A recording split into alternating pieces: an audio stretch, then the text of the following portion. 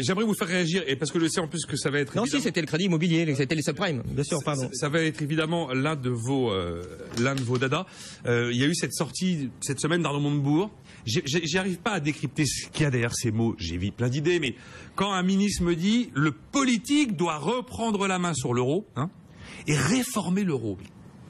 Comment vous avez compris, Jacques Sapir, cette phrase? Vous connaissez par cœur le sujet. Alors, il a dit d'autres choses. Il a d'abord dit la direction du Trésor, enfin du Trésor et de la Prévision à Bercy, a calculé qu'une baisse de l'euro, qu'une dépréciation de l'euro de 10% provoquerait une croissance de 1,2% en France. 150 000. Ce qui est tout à fait qui correspond tout à fait au calcul que nous avions fait en septembre. Donc vous êtes d'accord avec le calcul? Ah, tout à fait. Ça, si vous voulez, bon, c'est une première chose. La deuxième chose, c'est d'accord, tu veux déprécier l'euro.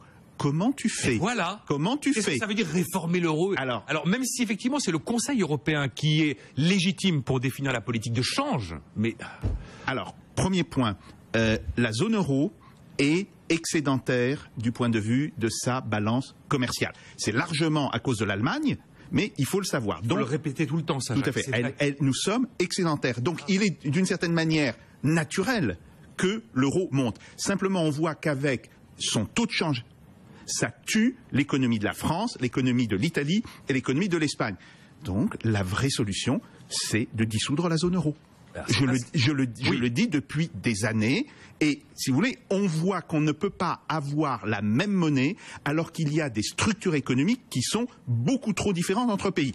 Ou alors, il faudrait que l'on fasse un vrai fédéralisme, mais ça voudrait dire que les États s'engageraient à donner beaucoup d'argent, et en particulier les États du Nord vers les États de l'Europe du Sud, et il faudrait que l'on demande aux Allemands de financer à hauteur de 8 points de leur PIB l'Espagne, l'Italie, la Grèce, etc. Et ils ne peuvent pas le faire, parce que s'ils le font, ils tuent leur économie. Donc, d'une certaine manière, il n'y a pas d'autre solution que la dissolution de la zone euro. C'est pas ce qu'a dit Arnaud Montebourg, de casser votre position. Je l'avais déjà entendu. On a vu que l'accord de Karlsruhe a préféré botter en touche sur le dispositif d'aide des États qui n'a pour l'instant jamais été activé, en redonnant le bébé à la Cour européenne de justice. Comment vous comprenez la phrase d'Arnaud Montebourg, Olivier Bruyé? On va pas refaire tout le procès de l'euro, mais quand un ministre dit le politique reprend la main et on réforme l'euro. Moi, je cherche plus à comprendre Arnaud Montebourg depuis longtemps, donc ça, c'est ça. Désolé, là, je passe. Non, mais en tout cas, ce qui est clair au niveau de l'euro, Jacques l'a bien dit. Mais ce qui est intéressant, c'est de voir que, d'ailleurs, un peu comme pour la séparation des banques, vous avez une vaste partie de l'intelligence économique mondiale qui vous dit qu'effectivement, c'est n'importe quoi. Vous avez des prix Nobel de Amartya Sen à Stiglitz, à Krugman, à Phelps, qui est un disciple de Milton Friedman. J'ai ressorti un de ses papiers de 96 et qui était lumineux, qui dit qu'effectivement l'euro, ça marchera jamais. C'est politiquement complètement suicidaire de vouloir figer des parités entre pays, ça ne marche jamais, ça marche 20 ans et puis ça explose, comme Bretton Woods d'ailleurs a explosé en une vingtaine d'années, et on est dans cette situation-là. Et c'était très drôle parce que Milton Friedman, à l'époque déjà en 96, raillait